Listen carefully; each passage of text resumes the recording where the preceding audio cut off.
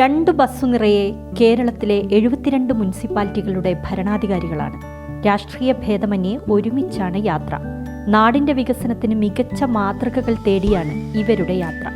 ലാൽബാഗും ബാംഗ്ലൂർ പാലസും നഗരത്തിലെ മറ്റു പ്രധാന ആകർഷണങ്ങളുമൊക്കെ കണ്ടും അറിഞ്ഞുമാണ് ഒടുവിൽ അവർ കർണാടക നിയമസഭാ മന്ദിരമായ വിധാൻ സൗധയിൽ എത്തിയത്.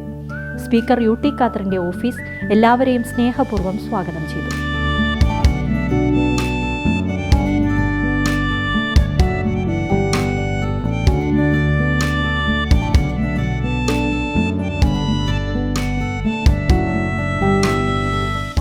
എപ്പോൾ എത്തി ബാംഗ്ലൂരിലേക്ക്?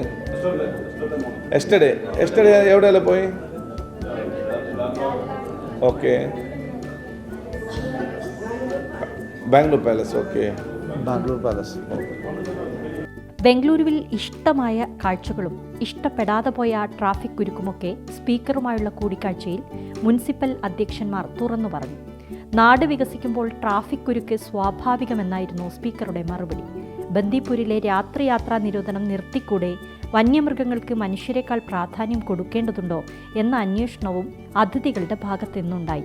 സ്പീക്കറുടെ മറുപടി ഇങ്ങനെ: വന്യജീവികൾ കൂടുതൽ പരിഗണന കൊടുക്കണം. എന്തിനാ അതിന് പ്രോബ്ലം പറയാൻ വായില്ലല്ലേ? ഞാൻ മനുഷ്യരൊക്കെ നമുക്ക് എന്ത് വേണം പറയാം. We can talk, we can shout, we can protest. So they can't do anything. So we have to little more importance should be given for that. But ultimately, what is the problem? That is a forest area.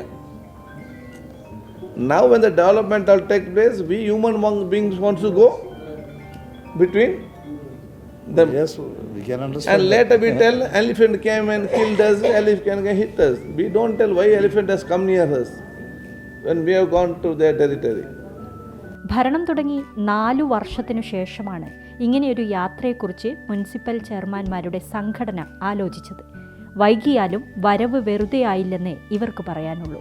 കേരളമായിട്ട് മുഴുവനായിട്ട് നമ്മൾ കണ്ട് മനസ്സിലാക്കിയില്ലല്ലോ. പക്ഷേ കേരളം പോലെ തന്നെ നമുക്ക് അഫോർഡബിളായിട്ടുള്ള നല്ല സീനറികൾ, നല്ല ചുറ്റുപാടുകൾ, സറൗണ്ടിങ്സൊക്കെ മുഴുവൻ കാര്യങ്ങളും കണ്ടു മനസ്സിലാക്കി ഇത്തരത്തിലുള്ള കാര്യങ്ങൾ നമുക്ക് പ്രാവർത്തികമാക്കാം എന്നുള്ള ഒരു ചിന്ത എല്ലാവരുടെയും മനസ്സിലുണ്ട്. ഒരു ഐഡിയ കിട്ടി.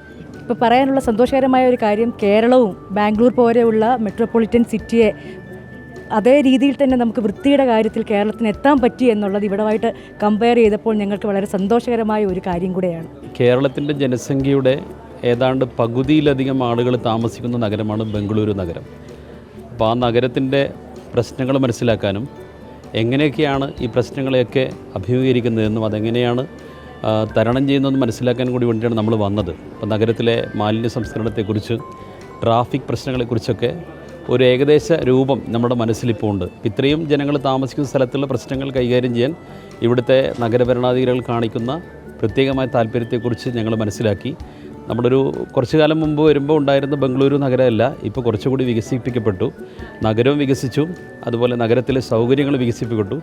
പിന്നെ നേരത്തെ ഇല്ലാതിരുന്നതിനേക്കാൾ കൂടുതൽ ഇപ്പോൾ പച്ചപ്പുകൾ കാണാനുണ്ട്. നഗരത്തിൽ ഇത്രയും മരങ്ങളൊക്കെ വെച്ചുപിടിപ്പിച്ച് സംരക്ഷിപ്പിക്കുന്നു എന്നുള്ളത് മാതൃകാപരമായിട്ടുള്ള പ്രവർത്തനമായിട്ടാണ് നമുക്ക് തോന്നിയിട്ടുള്ളത്. ഞങ്ങൾക്ക് വലിയ സന്തോഷമാണ് ഈ വിധാൻ സൗധയിലും സ്പീക്കറേയും കാണാൻ സാധിച്ചതിൽ.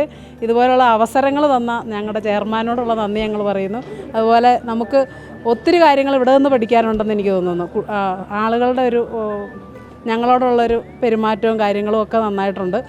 അതുപോലെ ഞങ്ങളുടെ താമസവും എല്ലാ കാര്യങ്ങളും നന്നായിട്ടുണ്ട്. എനിക്ക് തോന്നുന്നു കേരളത്തിൽ നിന്ന് ഏറ്റവും കൂടുതൽ കുട്ടികൾ പഠിക്കാൻ വന്നിട്ടുള്ളൊരു നഗരമെന്ന് പറയുന്നത് ബാംഗ്ലൂരാണ്. അതുപോലെ നമ്മുടെ സിലിക്കൺ വാലിയാണ്.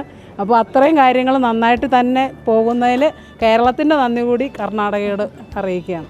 സംവാദത്തിനു ശേഷം വിധാൻ സൗധയുടെ പടിക്കെട്ടിൽ മുനിസിപ്പൽ അധ്യക്ഷന്മാർക്കൊപ്പം സ്പീക്കർ ഫോട്ടോയ്ക്ക് പോസ്റ്റ് ചെയ്തു.